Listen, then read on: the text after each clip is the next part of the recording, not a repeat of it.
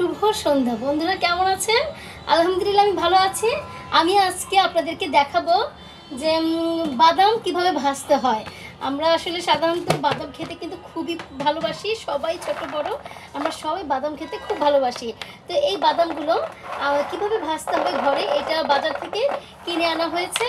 এই বাদামগুলো বাজার থেকে কিনে আনা হয়েছে। আমি এগুলোকে খুব সুন্দরভাবে ধুয়ে শুকিয়ে মানে নিয়েছি। এখন আমি এগুলো ভেজে নিব, ভেজে রেখে দিব, আর বাচ্চারা কিন্তু ঘুরে ঘুরে খাবে। তো এরকম বাদাম খাওয়া কিন্তু খুবই ভালো লাগে খেতে।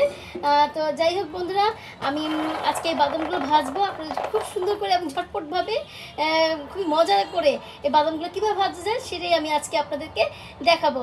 তো বন্ধুরা, আমি প্রথমে এই একটা ফ্রাই প্যানে দেখুন, একটা ফ্রাই প্যানে একটু তেল দিয়ে দিব, সয়াবিন তেল। এই হচ্ছে সয়াবিন তেল দিয়ে দিচ্ছি অল্প করে, খুবই অল্প করে দিতে হবে, ঠিক আছে? বাদাম ভাজতে গেলে তো অত বেশি তেল না দিলেও চলবে।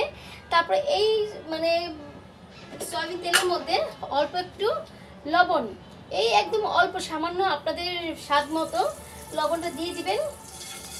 আর দিয়ে দিবেন একটু মরিচের গুঁড়ো, কারণ একটু ঝাল ঝাল হলে কিন্তু খুব ভালো লাগে। মানে বাজারে যে কিনতে পাওয়া যায় মানে ঝাল বাদাম, তো অনেক সময় দেখা যায় যে অনেক ফেরিওয়ালারা ঝাল বাদাম বিক্রি করে থাকে। তো আমরা কিন্তু সাধারণত ওগুলো খেতে মন চায় আমাদের, তাই না? কিন্তু স্বাস্থ্যসম্মত কিনা সেটা ভেবে কিন্তু আমরা খেতে পারি না, তাই না? তো সেভাবেই আমি মানে সেই বাদামটা আমি ভেজে নিচ্ছি ওরকম করেই, ঠিক আছে? তো আমার বাচ্চারা তো খুবই মজা করে খায় এই মানে বাদাম ভাজাটা। তো এটার জন্য আমি আজকে আপনাদেরকে দেখিয়ে দিচ্ছি। আপনাদের বাচ্চারাও কিন্তু মানে এরকম করে খেলে আপনার বাচ্চারা খুবই টেস্ট পাবে। তো বন্ধুরা দেখুন, এই হচ্ছে বাদাম, এই হচ্ছে চীনা বাদাম। তো এইগুলো আমি দিয়ে দিচ্ছি। তো দিয়ে আমি কিছুক্ষণ মানে একদম কম আছে, চুলোর আঁচটা একদমই কম করে দিব আমরা, একদমই কম করে দিয়ে আমরা এটাকে অনবরত ভাজতে থাকবো, ঠিক আছে? একদম একটু ঝাল ঝাল হবে, একটু লবণ হবে, খেতে কিন্তু দারুণ লাগবে বন্ধুরা। তো আপনারা অবশ্যই চেষ্টা করবেন বাইরের থেকে না কিনে ঘরেই এগুলো আসলে বানিয়ে দেওয়ার জন্য।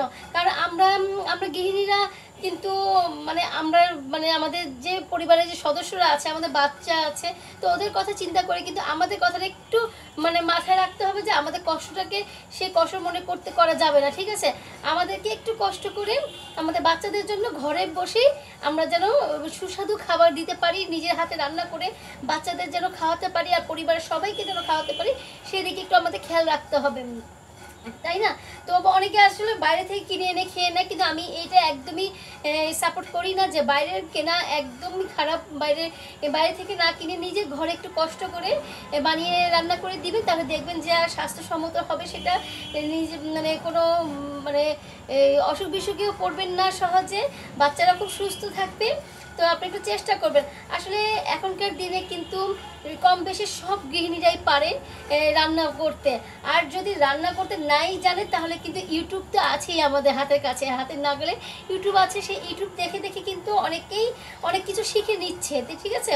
তো এটার জন্য আমরা ফেসবুকেও কিছু টুকটাক রেসিপি দিয়ে থাকি, শর্টকাট করে রেসিপিগুলো দিয়ে থাকি, যেন মানে নতুন গৃহিণীরা যারা আছেন, যারা একদমই রান্নাবান্না করতে পারেন না, তারা আসলে একটু উপকার হতে পারে তাদের জন্য।